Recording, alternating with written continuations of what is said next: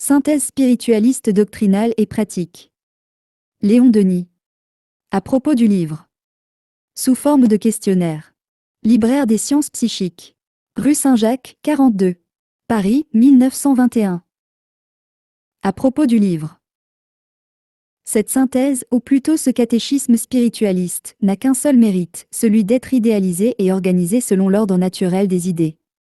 L'esprit humain, en effet, doit soumettre sa marche évolutive et ses procédures logiques à certaines règles.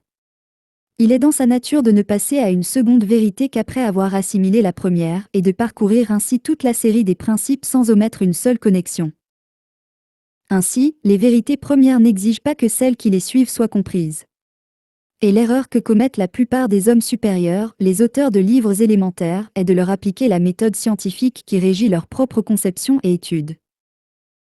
Selon eux, puisque les vérités les plus complexes englobent toutes les autres, c'est par elles qu'il faut commencer.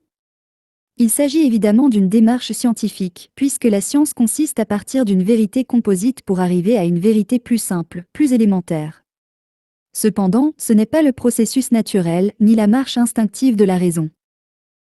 C'est pourquoi, ce modeste ouvrage étant destiné à des jeunes ou à des adultes non encore initiés au spiritisme doctrinal et expérimental, nous préférons commencer par ce problème objectif, que nous touchons, en quelque sorte, du doigt: qu'est-ce que l'homme ? Les autres catéchismes, qu'ils soient écrits par des théologiens ou des philosophes, commencent généralement par cette question: qu'est-ce que Dieu ?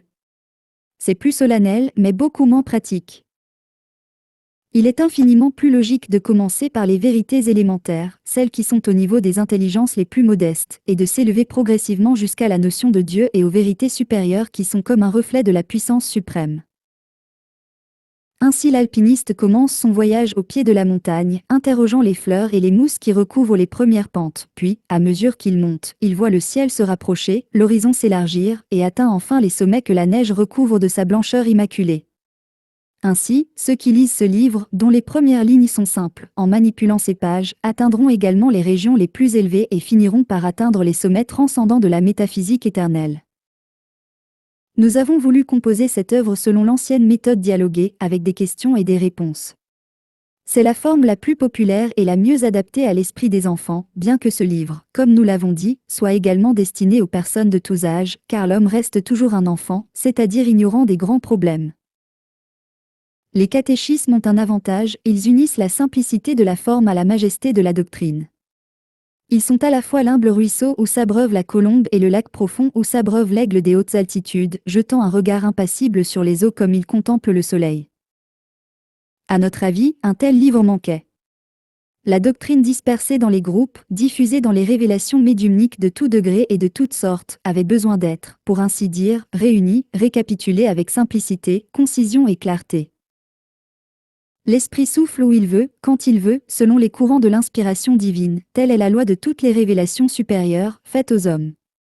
C'est à eux d'assembler et de condenser ces vérités fragmentaires, ces rayons épars, et d'en composer la synthèse lumineuse, la chaîne harmonieuse. Que les esprits supérieurs et bienfaisants qui ont inspiré cet ouvrage daignent éclairer l'intelligence de ceux qui le lisent. Que Dieu en tire quelque gloire et que les âmes droites qui cherchent la vérité y trouvent quelques-unes de ces lumières qui éclairent le grand mystère de la destinée et nous rendent plus capables de l'accomplir, nous rendent plus résignés et meilleurs. Léon Denis.